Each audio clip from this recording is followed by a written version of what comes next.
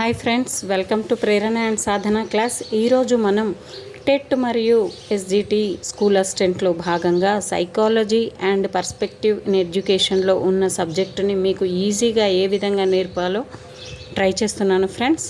ఉద్వేగ పరిశోధనలు అంటే ఉద్వేగము మరియు పరిశోధకులు ఎవరు, వీళ్ళని ఏ విధంగా మనం గుర్తుపెట్టుకోవాలి. భయము లోటన్, కోపము రికెట్స్, అసూయ సీవెల్, వ్యాకులత కేనన్. మరి వీళ్ళని ఏ విధంగా గుర్తుపెట్టుకోవాలి. మడుగులో ఉన్న లోటస్ను తెంపాలంటే భయం. లోటన్ అంటే భయం. రెండవ క్లూ, దీంట్లో ఏంటంటే తెంపకుండా ఏడవడం, పారిపోవడం, ఊపిరి బిగపట్టడం, ఇవన్నీ కూడా ఉద్వేగ ప్రతిస్పందనలు ఫ్రెండ్స్. నెక్స్ట్ క్లూ, కోపము రికెట్స్. కోపంతో రికెట్స్ వ్యాధి వచ్చిన వారిని దూరంగా ఉంచుతున్నారు. రెండవ క్లూ ఏంటంటే కోపంతో వికెట్స్ను పడేయడం. ఇప్పుడు హాలిడేస్లో ఎక్కువ మంది పిల్లలు చేసే పని ఇదే. ఏ వస్తువునైనా కానీ తీసి విసిరేయడం.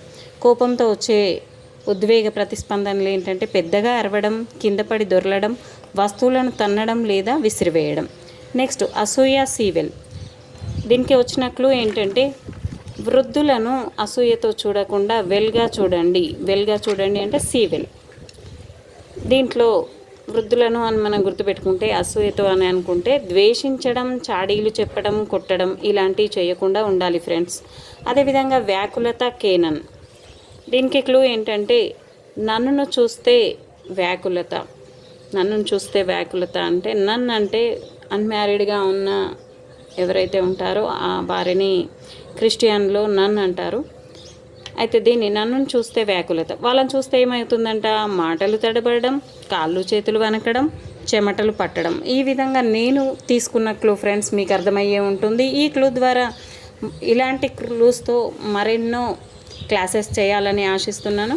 అదేవిధంగా మీరు నాకు సలహాలు సూచనలు ఇవ్వండి. మీరు ఏ టాపిక్లో అయితే తడబడుతున్నారో, గుర్తుపెట్టుకోవడానికి కష్టంగా ఉందో అలాంటి టాపిక్స్ని నాకు ఫార్వర్డ్ చేస్తే నేను ఈజీగా ఎలా నేర్చుకోవాలో ట్రై చేస్తాను ఫ్రెండ్స్.